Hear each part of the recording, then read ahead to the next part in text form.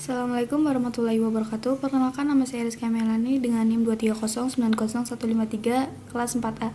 Ingin mempresentasikan hasil proyek UTS. Yang pertama yaitu A1A dan A1B. Diberikan dataset mini sebagai berikut.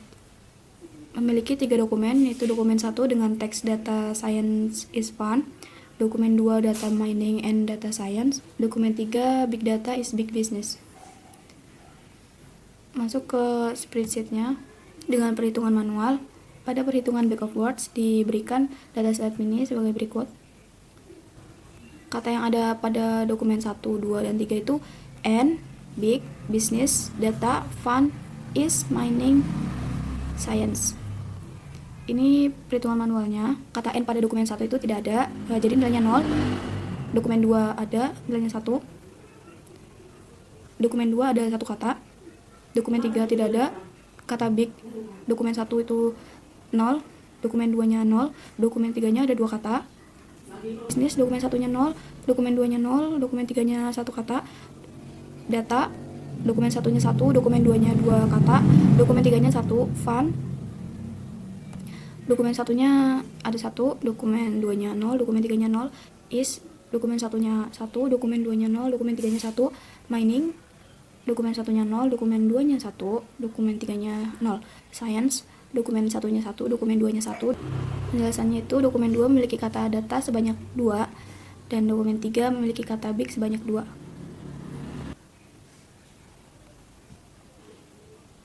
Lanjut ke metode TF-IDF. Datasetnya masih sama seperti yang tadi. Dengan perhitungan term itu kata yang ada pada dokumen 1, 2, 3 ini seperti tadi. Dokumen 1, 2, 3 itu ada berapa banyak kata yang ada di dokumen 1, 2, 3. DF itu total dari semua dokumen. Misal kata N itu dokumen 1 ada 1, dokumen 0 ada 0. Misal kata N dokumen 1 itu ada 1, dokumen 2-nya 0, dokumen 3-nya 1, jumlahnya itu 2. Sama seperti yang lainnya. Big itu dokumen 1 0, dokumen 2 0, dokumen 3 1, jumlahnya itu 1.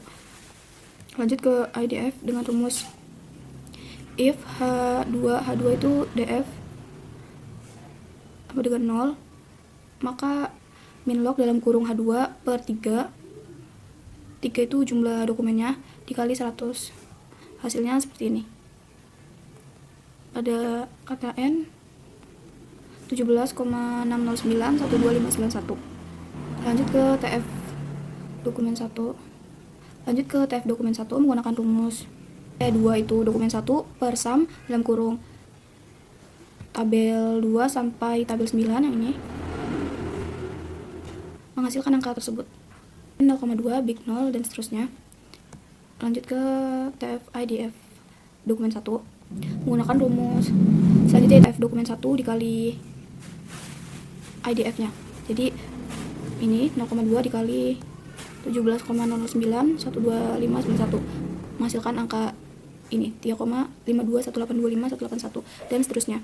Pada rumus TF dokumen 2 itu sama dengan TF dokumen 1 menggunakan dokumen 2. TF IDF dokumen 2 juga sama seperti TF IDF dokumen 1.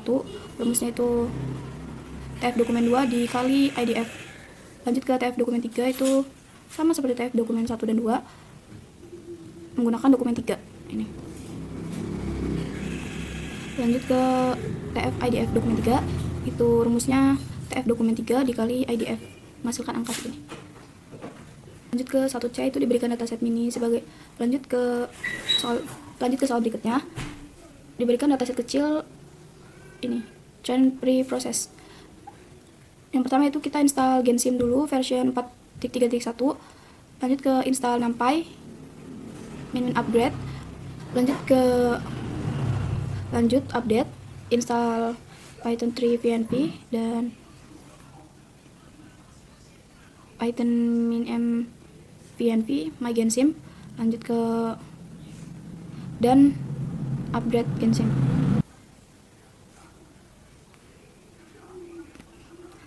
Lanjut ke activate Gensimnya menggunakan shortcut berikut. Di bawahnya itu install SkyPy version 1.10.1. main quiet. Masuk ke soal 1C. Ini untuk plot dataset menggunakan dataset yang di atas tadi. Lanjut membuat dev preprocess. Itu agar teksnya itu lower semua,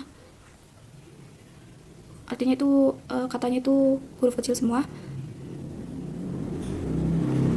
Lanjut trend word to fact.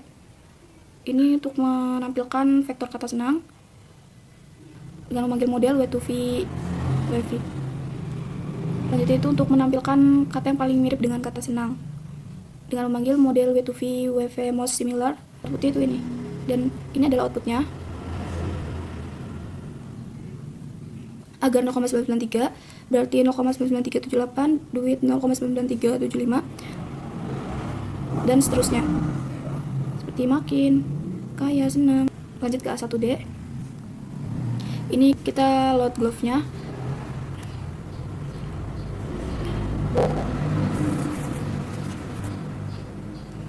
Dan ini untuk menampilkan vektor kata happy dengan memanggil glove model ini. Dan ini untuk menampilkan kata yang mirip dengan happy dengan memanggil glove model most similar happy. Ini outputnya vektor kata happy dan kata mirip happy itu biasanya itu diikuti dengan kata feel, kata I am, really, glad, good, sure, glad, good, dan seterusnya. Lanjut ke A1E.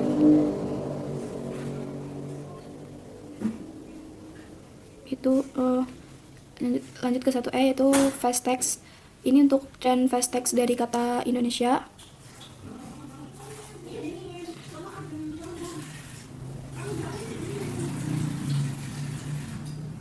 Ini untuk menampilkan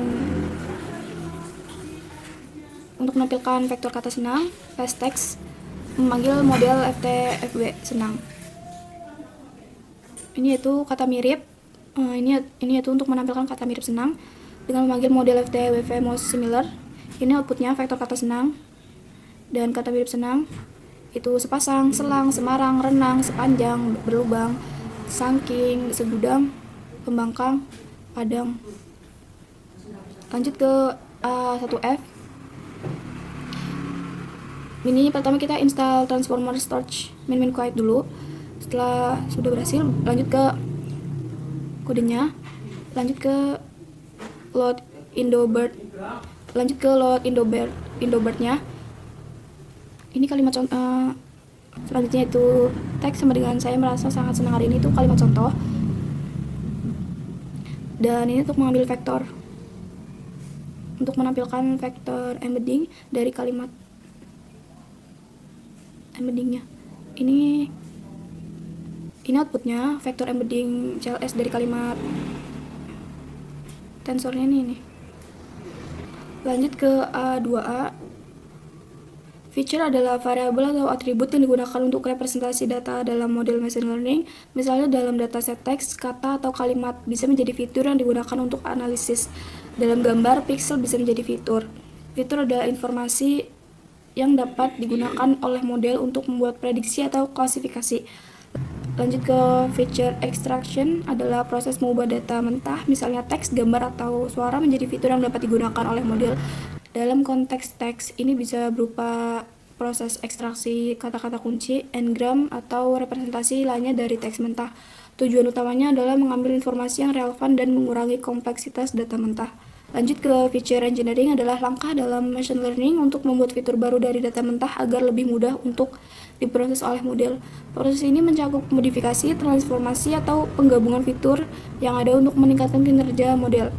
Sebagai contoh, mengubah tanggal menjadi fitur hari dalam seminggu atau waktu tertentu, misalnya pagi, siang, malam, bisa membantu model belajar lebih baik dari data tersebut. Lanjut ke factorization adalah proses mengubah data teks menjadi representasi numerik atau vektor yang bisa dipahami oleh algoritma machine learning. Misalnya dalam pemrosesan bahasa alami NLP, kata-kata dalam teks biasanya diubah menjadi vektor menggunakan teknik seperti back of words atau TF-IDF.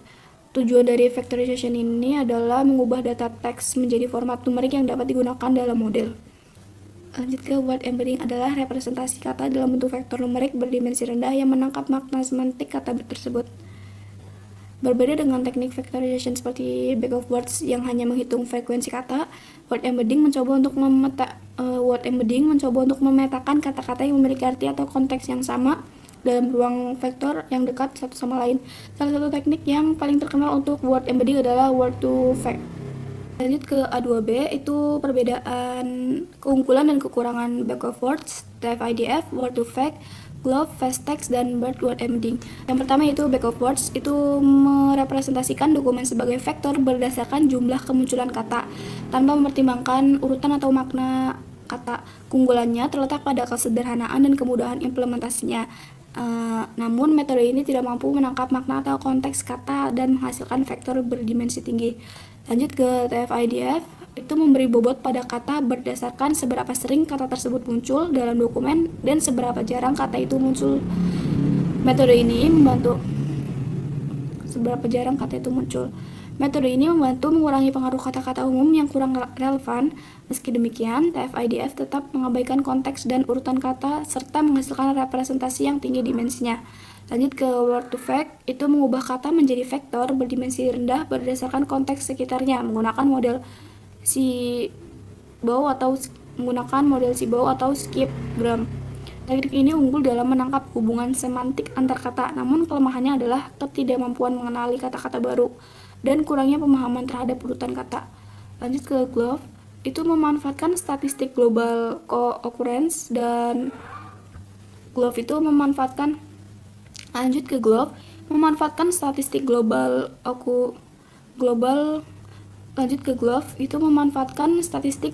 co-occurrence kata dalam korpus untuk menghasilkan representasi kata berdimensi rendah.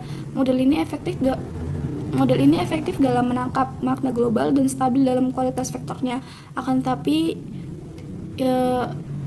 glove itu tidak mendukung kata baru dan tidak memperhatikan konteks lokal maupun urutan kata. Selanjutnya itu fast text, itu membentuk representasi kata dari kumpulan subkata n-gram sehingga mampu mengenali kata baru yang belum pernah muncul dalam Selanjutnya itu fast text, itu membentuk representasi kata dari kumpulan subkata n-gram sehingga Selanjutnya itu fast text membentuk representasi kata dari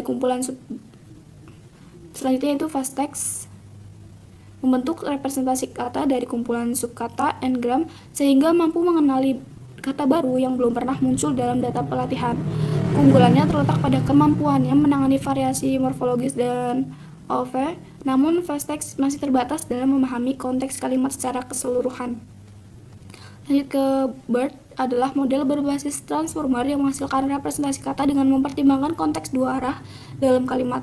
Model ini sangat akurat dalam memahami makna kontekstual dan fleksibel untuk berbagai tugas NLP. Kelemahannya itu ukuran model yang besar, kebutuhan komputasi yang tinggi, serta kurang cocok untuk perangkat dengan sumber daya terbatas. Lanjut ke A2C. Apa itu stop words? Stop words adalah kata-kata umum seperti yang, di, dan yang tidak memiliki makna penting dalam analisis teks. Pada metode back of words dan TF-IDF, stop words dihapus karena kata-kata tersebut sering muncul di hampir semua dokumen dan tidak memberikan informasi yang signifikan. Jika tidak dihapus,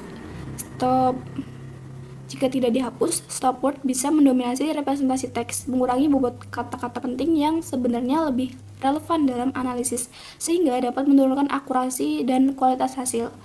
Pada word to fact, glove, fast text, dan BERT, penghapusan stop words tergantung pada konteks dan tujuan model. Model-model ini dapat tetap menangkap makna meski ada stop words, sehingga penghapusannya tidak terlalu diperlukan. Lanjut ke A2D, itu apa itu sintaksis dan semantik, mana metode embedding yang merupakan kontekstual embedding. Sintaksis adalah aturan tata bahasa atau struktur kalimat dalam sebuah bahasa. Sintaksis berkaitan dengan bagaimana kata-kata disusun untuk membentuk kalimat yang benar secara gramatikal. Misalnya, anak itu makan nasi, benar secara sintaksis, sedangkan nasi makan itu anak, salah. Sedangkan nasi makan itu anak, salah karena susunannya tidak sesuai aturan. Selanjutnya itu semantik adalah studi tentang makna, kata, frasa, atau kalimat. Semantik fokus pada arti yang dikandung oleh suatu kalimat, bukan hanya susunannya. Misalnya, kalimat dia duduk di bank memiliki dua kemungkinan makna yang berbeda, tergantung pada konteksnya. Jika digunakan dalam konteks alam atau lingkungan, kata bank dapat diartikan sebagai tepi sungai atau riverbank, sehingga makna kalimatnya menjadi dia duduk di tepi sungai. Namun dalam konteks kehidupan sehari-hari atau aktivitas keuangan, kata bank lebih diartikan sebagai lembaga keuangan atau financial bank. Hal ini menunjukkan bahwa makna kata ditentukan oleh semantik atau konteks penggunaan dalam kalimat. Metode embedding yang merupakan kontekstual embedding yaitu BERT, Bidirectional Encoder Representation from Transformers, adalah model yang menghasilkan representasi kata berdasarkan konteks kalimat. Artinya, kata yang sama bisa memiliki makna berbeda tergantung kalimat tempat kata tersebut digunakan. Ini berbeda dengan metode seperti word to fact, glove, dan fast text yang memberikan representasi kata yang tetap atau statik untuk kata yang sama, meskipun kata tersebut muncul dalam konteks yang berbeda. Lanjut ke bagian B, diberikan dataset sebagai berikut ini, yaitu dataset animal,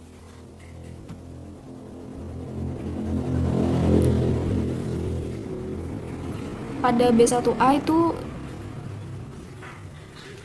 install OpenVC Python dulu. Lanjut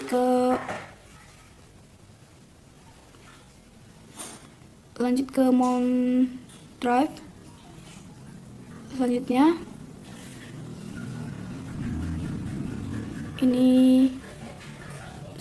itu memanggil pet menggunakan pet content drive my drive dengan nama foldernya, dengan nama folder yang di-upload di drive. Selanjutnya itu membuat fungsi untuk ekstrak histogram warna dan data dan label situ untuk menyimpan semua fitur dan label.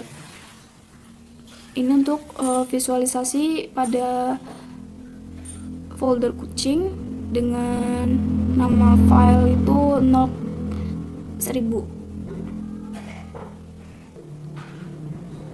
Ini tuh untuk iterasi folder label. Ada ini untuk menyimpan jadi data frame. Ini untuk menampilkan sebagian hasil dengan memanggil df_features.head. Ini color histogramnya.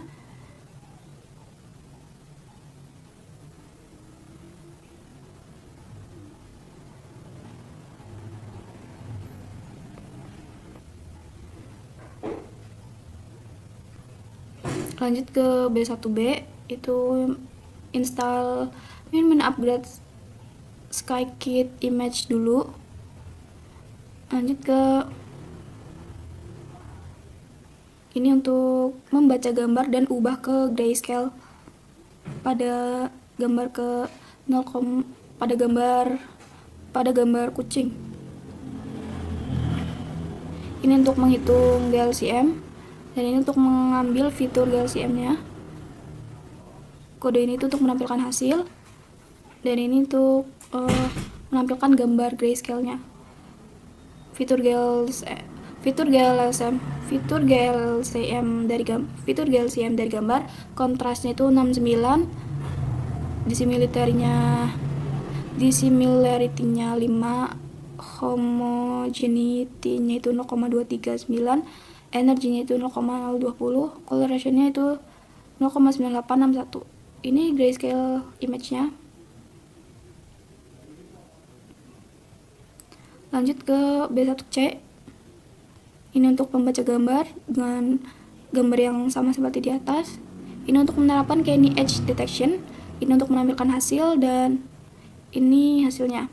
Ini original gambarnya itu seperti ini, dan saat diterapkan menggunakan Kenny Edge Detection itu kayak gini.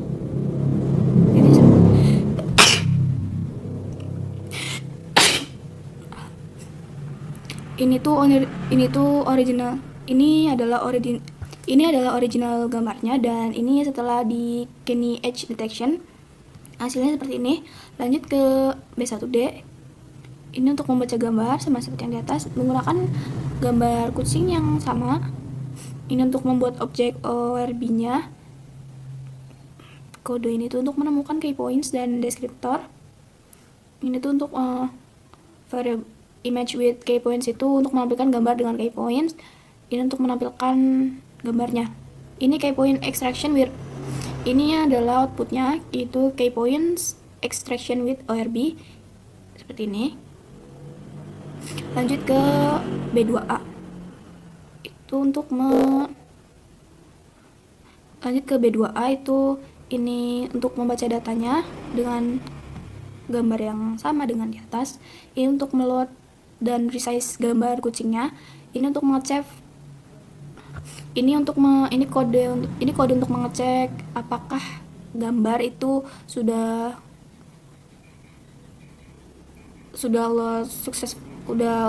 sukses di load.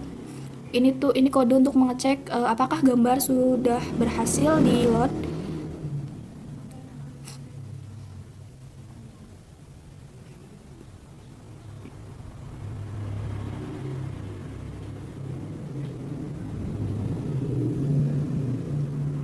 Jika tidak ada gambar, jika tidak berhasil ini menampilkan error, dan jika berhasil menampilkan gambar dengan rincian keterangan shape gambar, length dari flatten vector, dan isi vector. Ini gambarnya, ini outputnya dengan shape gambar itu 64, 643, length dari flatten vectornya itu 12288, dan isi vektornya itu ini 10 elemen awal, yaitu 127, 127, 103, 125, 125, 11, 111, 111, 187, dan 118. Lanjut ke B2B, itu install OpenCV Python scikit-learn-nya dulu. Lanjut ke kode untuk membaca gambar dengan gambar yang sama seperti di atas. Ini tuh selanjutnya itu menggunakan ORB untuk ekstraksi key points dan deskriptor.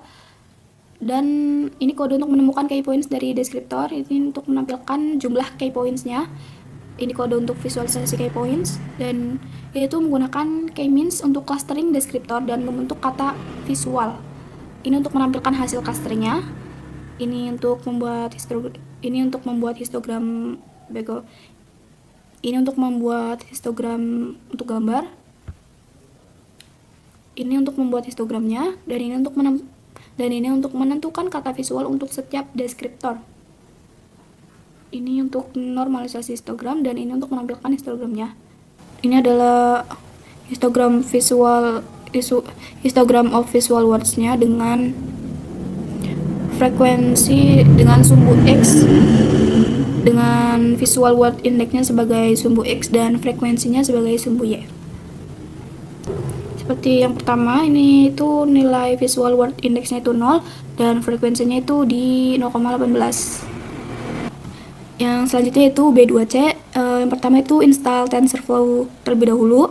Yang pertama yaitu load model VGG16 tanpa fully connected layer dengan gambar yang sesuai dengan path di drive-nya. Lanjut ke load and pre-processing gambar. NP expand dims itu untuk menambahkan ekspansi dimensionnya, dan ini untuk pre-processing inputnya. Lanjut ke ekstraksi fitur dengan VGG16, dan ini untuk menampilkan datanya, dan ini untuk menampilkan shape dari feature map CNN, shape vector fitur setelah flatten dengan memanggil feature flatten.shapes, dan isi fitur CNN itu 10 elemen awal dengan memanggil features flatten. Ini adalah outputnya dengan gambar yang tadi sesuai dengan path-nya. Ini adalah outputnya. Ini adalah output gambarnya. Ini adalah output gambarnya dengan shape dari feature map CNN itu 177512. Ini adalah outputnya dengan shape dari feature map CNN itu 177512. Shape vector fitur setelah flatten itu 25088. Isi vector fitur CNN 10 elemen awalnya itu 0 semua.